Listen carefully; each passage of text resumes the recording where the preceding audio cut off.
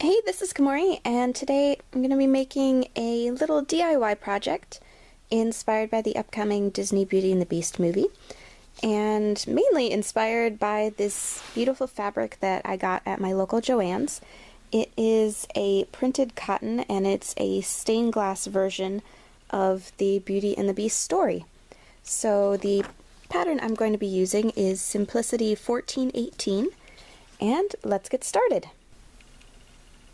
Since we're not trying to match any one particular character, you can really use whatever pattern or version of the pattern you want. I'm going to be using View B, where it has the shoulder straps and the off-the-shoulder sleeves. Then just cut out all of the pattern pieces. Next, we're going to cut all of the pieces out of the fabric. Pay attention to how the designs look on the finished piece so that everything is going the direction you want it to. Then we're going to zigzag around the edges to keep the pieces from fraying. Then sew the side front pieces to the front piece so that it looks like this. Next, take the back portion of the dress and sew the darts according to the dots printed on the paper pattern.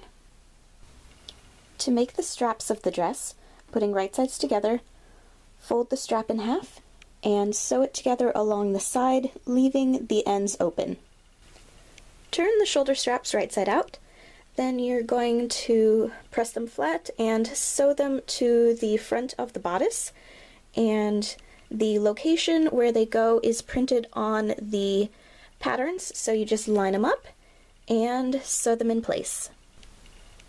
To make the sleeves, I'm going to start by cutting 4 of the pieces out of the cotton, then take 2 of the pieces for each sleeve, and you're going to put them right side together and sew them together along the top and along the bottom, leaving the sides open. Turn the sleeve pieces right side out, then press them flat.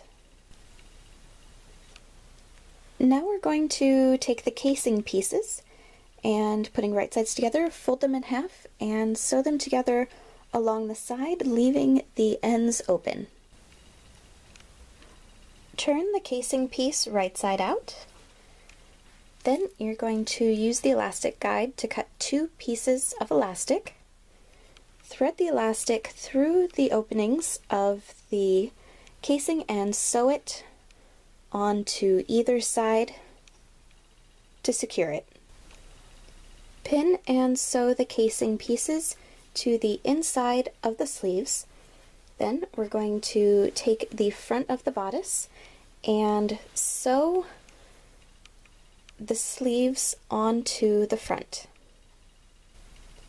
Take the front-facing piece, apply some fusible interfacing, and then zigzag around the edges to keep them from fraying. Putting right sides together, sew the facing onto the front of the bodice.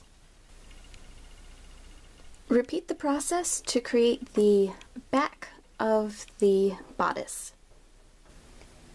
Next, take the skirt pieces and pleat them according to the diagram included on the pattern so that it looks something like this. Putting right sides together, sew the bodice and the skirt pieces together along one of the sides. Then sew the skirt onto the bodice. Next, sew the other side of the dress together and insert a zipper. To finish the bottom edge, hem the skirt using a rolled hem. Earlier on, the pattern had called for understitching the facing of the dress. I personally am not a fan of that technique, so I then went and added some top stitching along the top of the bodice. To keep the facing in place, use some hand stitches to tack it to the bodice at the area in the center side seam on either side. And with that, the dress is done. This was a little bit of a departure from my usual content. I'm usually making more character-specific things. If you would like to see more nerdy fashion type items, please let me know in the comments below. And thank you very much for watching!